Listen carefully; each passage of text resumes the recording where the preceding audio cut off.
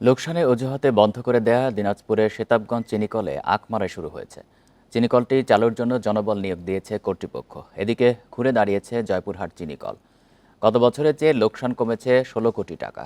চলতি মৌসুমে লক্ষ্যমাত্রা ছাড়িয়ে যাওয়ার আশা করছে কর্তৃপক্ষ।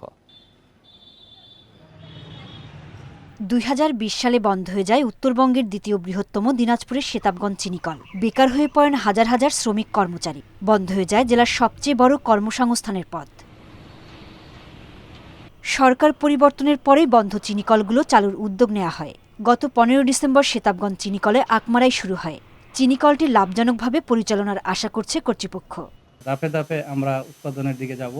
প্রাথমিক এই ২৪-২৫ রোপণ মৌসুমে আখ রোপণের কার্যক্রম আমরা শুরু করেছি।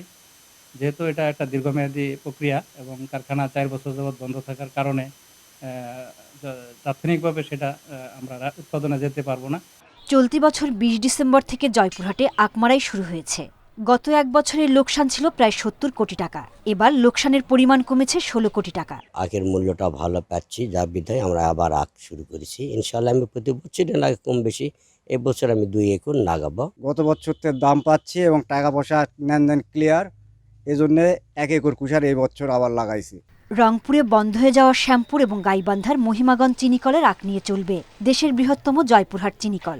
অন্যান্য যে কোনো ফসলের তুলনায় আখ আবাদ করে বেশি লাভবান হবে এবং এই উত্তরবঙ্গ ভারশীল প্রতিষ্ঠানটি বর্তমানে যে ১ মাস ১.৫ মাস চলতেছে, এটা ইনশাল্লাহ আগামীতে ৩ মাস ৩.৫ মাস চলতে পারবে।